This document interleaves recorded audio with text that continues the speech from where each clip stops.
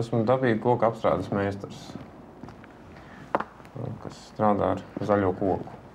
Zaļu koku ir vieglāk apstrādāt, tāpēc, ka viņš ir mīkstāks, plastiskāk apstrādājās.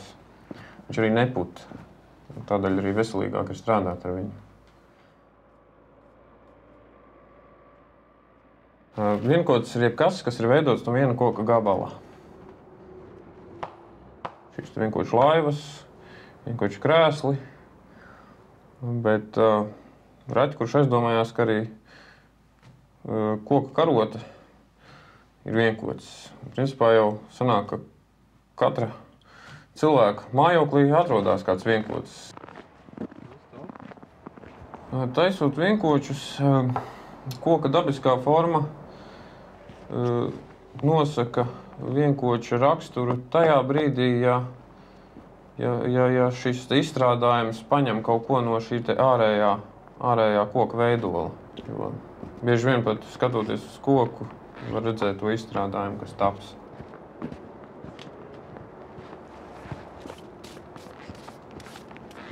Tajā brīdī, kad izstrādājums top pilnīgi neatkarīgi, kad es viņu izmantoju tikai kā materiālu un ņemu visu lieko nost pilnīgi, tad koks vispār nediktē savus noteikumus.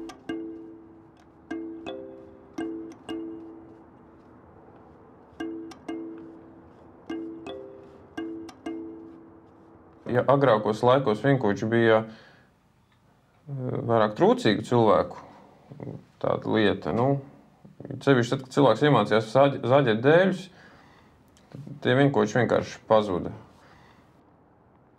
Tā labākā sajūta ir tā, kad vienkocis it kā ir kaut kas ļoti sens, tajā pašā laikā mūsdienās tā ir pietiekami liela eksotika veidot kaut ko tādu. Un otrs ir tas, ka mūsdienās var veidot ļoti daudz modernus vienkočus, kas agrāk vispār nav bijuši. Un mūsdienās arī mainījusies īstenībā tā vienkoču nozīme. Mūsdienās vienkoči vairāk ir tāda dekoratīva lieta, ar dažiem izņēmumiem, kā piemēram abra.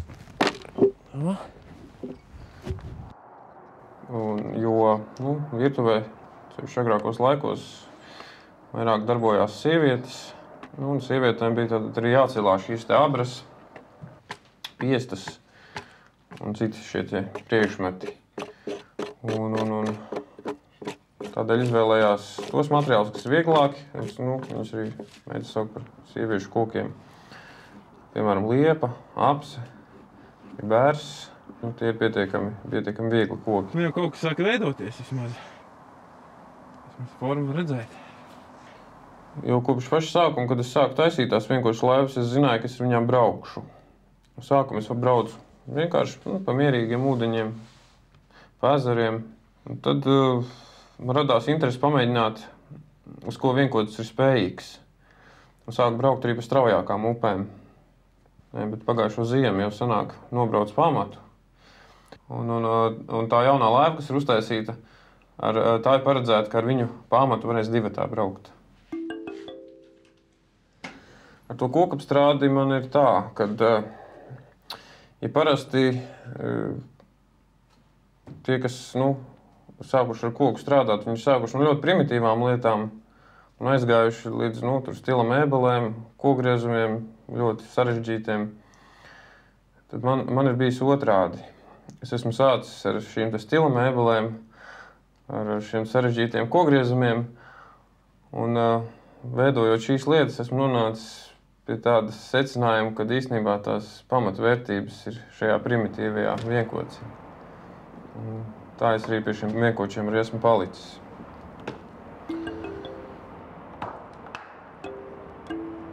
Visas ģeniālās lietas jau īstenībā ir vienkāršas.